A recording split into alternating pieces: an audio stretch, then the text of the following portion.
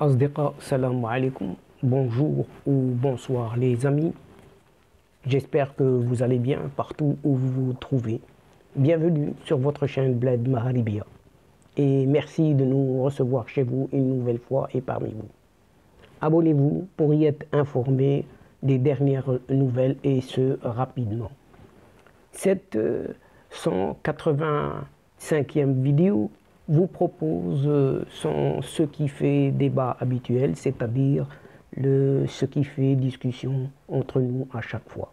Et ce CQFD, comme vous le savez, de Bled Maharibia, décortique comme à son habitude l'actualité nord-africaine pour vous la résumer brièvement en quelques petits mots. Ce CQFD se consacre cette fois à ce pourquoi, oui, ce questionnement sur le Maroc qui devrait saisir la main tendue par l'Allemagne et tourner la page de la crise. En effet, le 13 décembre dernier, cette Allemagne a publié un texte qui corrige l'hostilité du gouvernement sortant à l'égard du Maroc. Et une semaine après cette déclaration, qui s'est manifestée par une voix peu usuelle, la réaction marocaine tarde à venir. Et si le royaume marocain a eu raison d'assumer une crise, cette crise ouverte avec l'Allemagne, il est temps maintenant de tourner la page, comme on dit.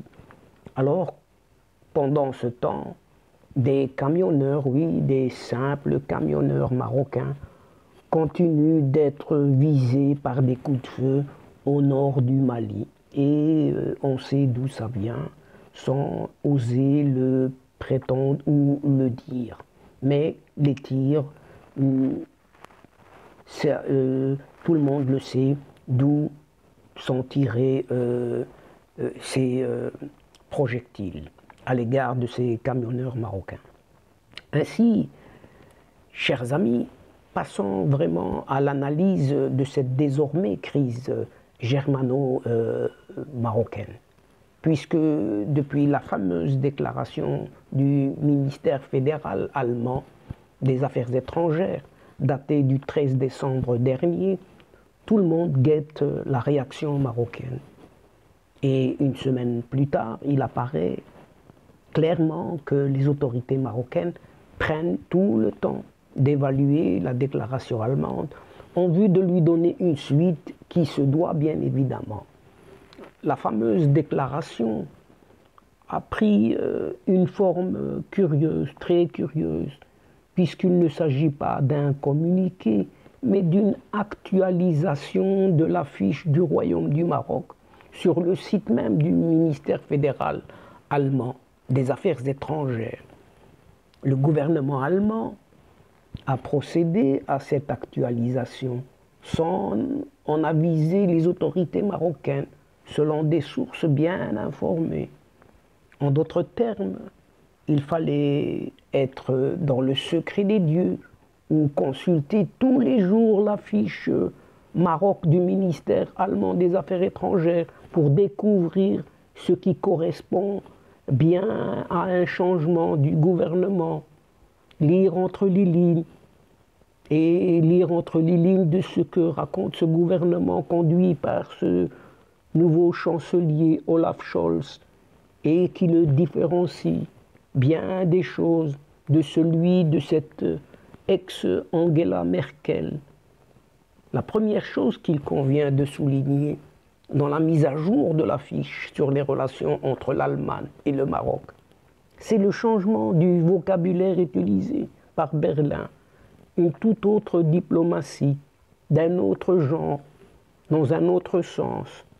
Et depuis la note adressée le 1er mars 2021, rappelons-nous-en, par le ministre des Affaires étrangères marocain, Nasser Bourita, au chef du gouvernement, oui, à son chef du gouvernement de l'époque, ainsi qu'à ses collègues de l'exécutif, qui appellent tout simplement, entre guillemets, suspendre tout contact, interaction ou action de coopération, aussi bien avec l'ambassade d'Allemagne au Maroc qu'avec les organismes de coopération et les fondations politiques allemandes qui lui sont liées. Et donc le gouvernement allemand a préféré jouer la carte de l'incompréhension et n'a cessé de dire qu'il attend des clarifications de Rabat. Avant cette mise à jour, le gouvernement allemand disait qu'il n'y a pas de problème avec le Maroc et qu'il ne comprenait même pas les raisons de la crise provoquée par Rabat. Mais aujourd'hui, l'Allemagne reconnaît non seulement l'existence d'un problème, mais elle l'a bien identifié et essaie même d'y apporter des solutions. Car ce qui a été modifié dans le site du ministère fédéral allemand des Affaires étrangères correspond exactement au cœur du problème avec l'Allemagne. Eh bien, le Sahara marocain et la marginalisation du royaume du Maroc dans le dossier libyen. Seulement deux extraits dans le nouveau texte allemand sur les relations avec le Maroc sont justement liés à la Libye et au Sahara marocain, ni plus ni moins. Le Maroc a lancé de vastes réformes au cours de la dernière décennie et le pays joue un rôle important dans la stabilité et le développement durable de la région. Cela est évident, notamment dans son engagement diplomatique envers le processus de paix libyen. C'est ce qu'écrit le ministère des Affaires étrangères allemand. Et d'ajouter plus loin, l'Allemagne soutient l'envoyé personnel du secrétaire général de l'ONU pour le Sahara marocain dans ses efforts visant à trouver une solution politique juste, durable et mutuellement acceptable sur la base de la résolution du Conseil de sécurité 2602.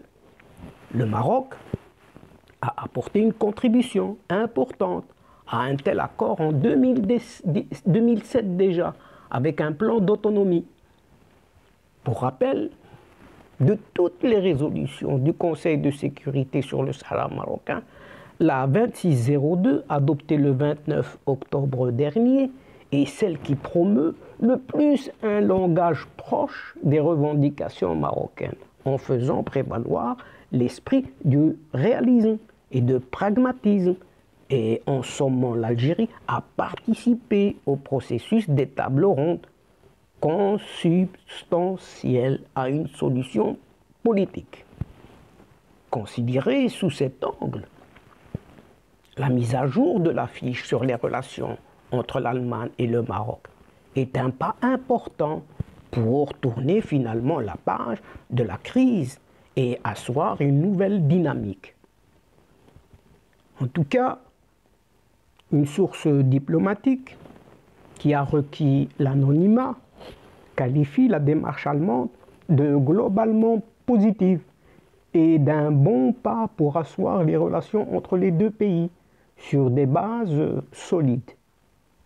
Et cette source ajoute que les pays partenaires du royaume marocain doivent intégrer que la question de la souveraineté du Maroc sur son Sahara est une ligne rouge.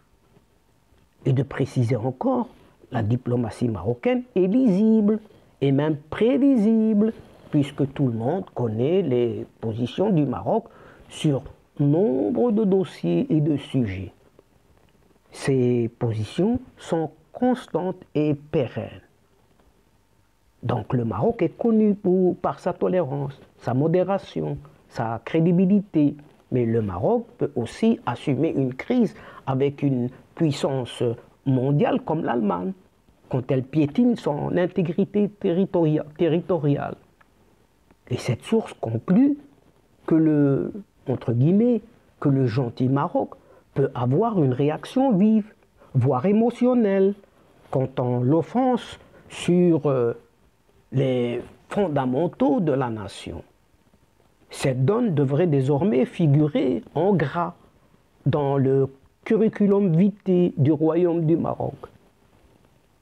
L'actualisation de la fiche Maroc par l'Allemagne est aussi une réponse à certains commentateurs qui ont été trop prompts à dénoncer le Maroc, qui aurait perdu la tête après les accords d'Abraham et aurait cherché à provoquer une crise avec des partenaires européens plus puissants que lui. Certains même ont ri, oui, certains ont ri du petit poussé marocain qui ose affronter l'ogre, le grand ogre, le gros ogre allemand. Et d'autres ont pointé du doigt l'inanité de la démarche marocaine qui ne ferait pas bouger d'un iota la position allemande et qui allait au contraire affaiblir le royaume marocain à l'Union européenne où Berlin fait tout de même la pluie et le beau temps. Or, après la pluie, il y a le beau temps. Or, la réaction allemande montre que le Maroc a eu raison de ne pas se laisser faire. Oui, le Maroc a eu raison de ne pas se laisser faire. La question qui se pose aujourd'hui, c'est quelle forme va prendre la réaction du Royaume du Maroc par rapport à la déclaration allemande et à quelle hauteur Rabat va positionner son curseur. Y aurait-il un communiqué simplement ou une déclaration de Nasser Bourita lui-même? L'ambassadrice elle-même du Royaume du Maroc va-t-elle regagner Berlin? La suspension de coopérer avec les organismes allemands sera-t-elle levée? Voilà ici plein de questions. Mais pour l'heure, ce qui semble vraisemblable, c'est que les autorités marocaines évaluent à leur aise, tout doucement, mais sûrement, la déclaration allemande et les suites à lui donner.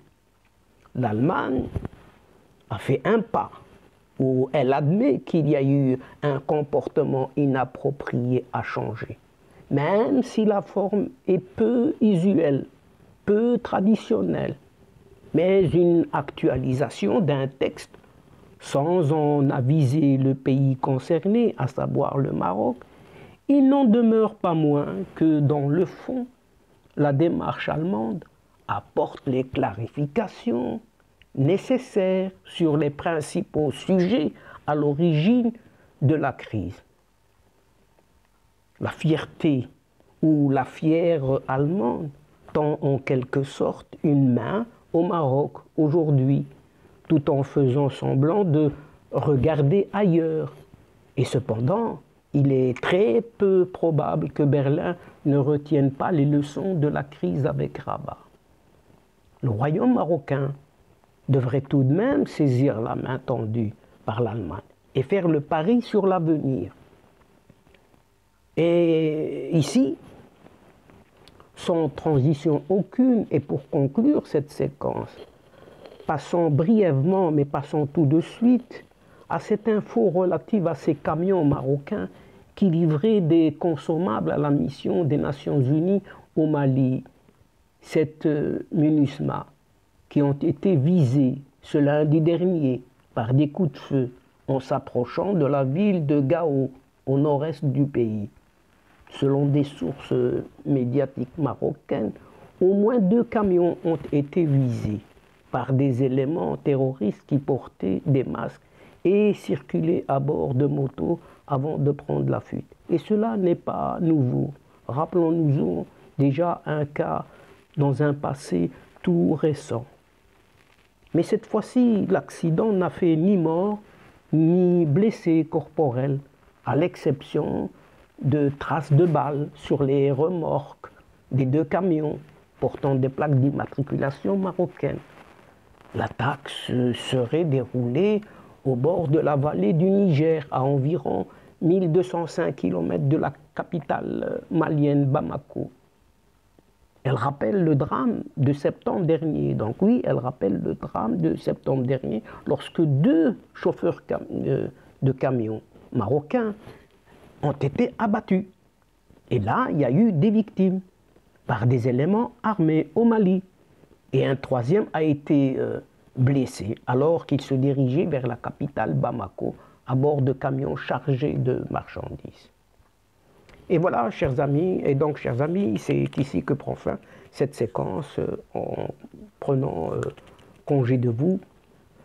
Mais nous espérons vous retrouver très très bientôt avec un immense plaisir. Merci pour votre participation, sans oublier d'aider votre chaîne en vous y abonnant en masse afin d'y être informé très rapidement, mais surtout en partageant énormément autour de vous les séquences vidéo de votre chaîne.